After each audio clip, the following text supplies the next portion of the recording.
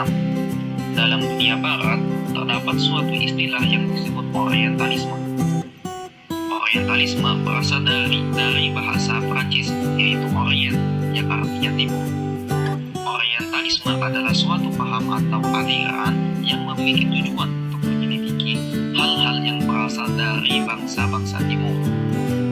Orientalis adalah orang yang mengkaji tentang bangsa timur. Secara umum, Orientalisme adalah segala sesuatu kajian tentang bangsa timur, baik itu budaya, adat, agama, arsitektur bangunan, pemerintahan, sejarah, dan lain-lain. Akan tetapi, istilah Orientalisme lebih sering digunakan sebagai orang yang mempelajari dunia timur dalam hal agama Islam. Sejarah perkembangan Orientalisme dibagi menjadi tiga, yaitu yang pertama adalah masa sebelum Perang Salib, yaitu pada tahun 650 Masehi hingga 1250 Masehi. Yang kedua adalah masa Perang Salib, dan yang ketiga adalah masa Renaissance atau masa pembaharuan pencerahan dunia barat. Pada masa sebelum Perang Salib, para Orientalis berusaha mengenal dunia Islam dengan cara mempelajari bahasanya dan mempelajari karya-karya ilmuwan Islam pada saat itu. Pada masa Perang Salib, para Orientalis melakukan penelitian tentang Islam untuk melemahkan dan mencari sumber supaya bangsa Barat bisa menang melawan bangsa Islam. Yang terakhir adalah masa Renaissance, yaitu masa keilmuan Barat mengalami pembaharuan ilmu pengetahuan, yaitu dengan lebih objektif dalam hal ilmu pengetahuan, sedangkan pada masa itu bangsa Islam mengalami penurunan masa ke masa itu. Kemudian ada pembagian jenis Orientalisme. Orientalisme dibagi menjadi dua, yaitu klasik Orientalis dan neo-Orientalis. Klasik Orientalisme adalah Orientalisme yang masih bersifat subjektif dan cenderung menyerang dan mencari kelemahan Islam. Klasik Orientalisme bisa kita lihat di masa Perang Salib dan mungkin beberapa tokoh di masa sekarang. Kemudian ada neo-Orientalisme, yaitu Orientalisme yang objektivitas penelitian Barat mulai diperlakukan kepada segala hal, termasuk dalam kajian agama Islam. Meskipun masih bisa juga ditemukan kesubjektivitasan peneliti dan kepentingan tersendiri.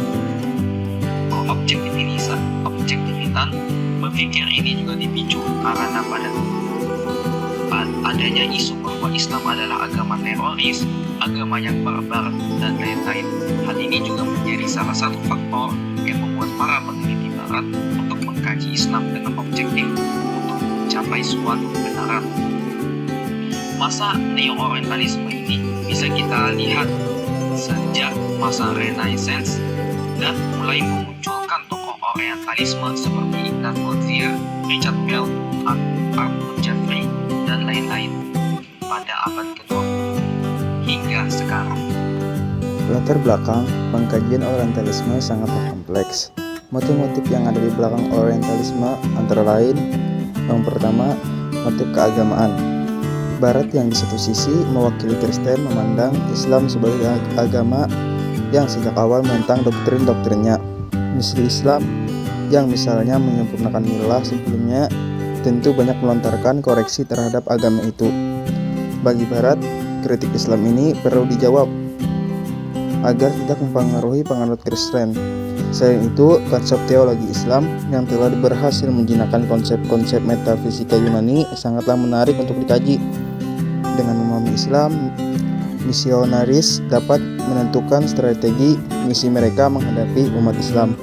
Motif kedua yaitu keilmuan.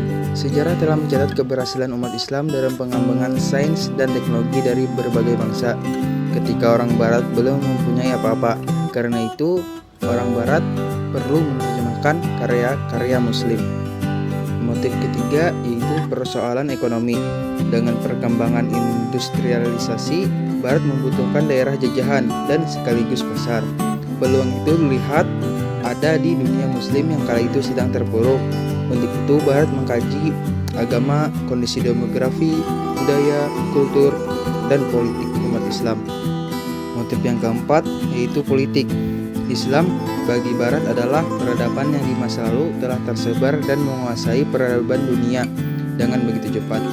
Barat sebagai peradaban yang baru bangkit dari kegelapan melihat Islam sebagai ancaman langsung yang besar bagi kekuatan politik dan agama mereka. Sekian dari kami.